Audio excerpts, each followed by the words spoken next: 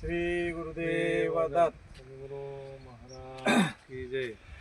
सह्याद्री पर्वत म्हणजे मावर. पहिल्या प्रथम बद्रिका आश्रमाहून या ठिकाणी देवाले ऋषीने देवदेवश्वरीला तप केलं. बद्रिका आश्रम श्री गुरु दत्तात्रय महाराज या ठिकाणी आलं.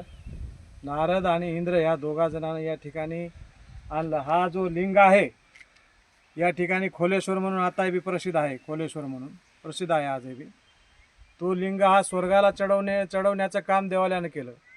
इथं तप करीत होते देवाले ऋषी आणि भागीरथीला जाऊन आणि एका हातात वाळूचा गोळा आणि ते लिंग चढवायचे, त्या वाळूचा पूजा करायची.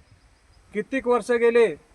मोक्षदाता श्री दिगंबर सद्गुरु दयाळ दत्तात्रय प्रभू भेटावा, मोक्षदाता भेटावा ही इच्छा होती देवाले ऋषीची.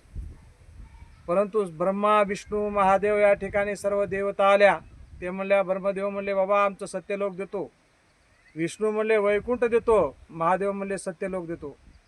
देवाले ऋषी म्हणले मला राज्य नको, सत्यलोक नको, वैकुंठ नको, महादेवाचं तुमचं कैलास बी नको, परंतु मोक्ष द्या. मग मोक्ष नाही म्हणल्याच्या नंतर नारदानं सुचविलं मोक्ष देणारा एकच आहे म्हणले दाता दत्तात्रय प्रभू, आणि ते अतृष्य अनुषयाच्या घरी बद्रिका आश्रमाला राहतात म्हणले. त्याला आणलं तर त्याला वचन दिलं देवाला, आणि निद्रेला मी या ठिकाणी राहील म्हणले आसनावर इथं, आणि शिखरला राहिले. अनुसया माय बी इथं झाले.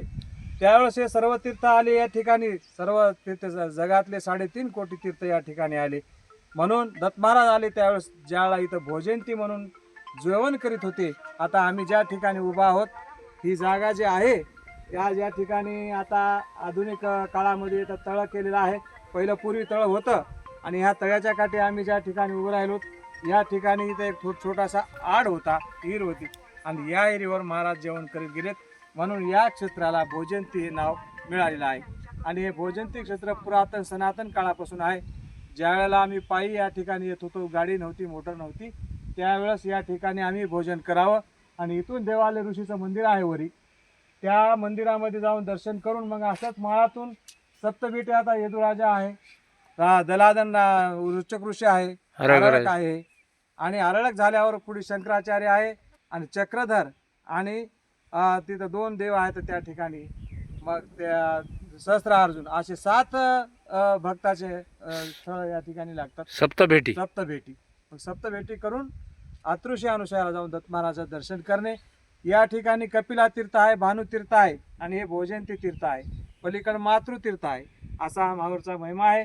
आज आम्ही या ठिकाणी आलोत ते या ठिकाणी भोजंती या क्षेत्रामध्ये या जागी आलो आहोत.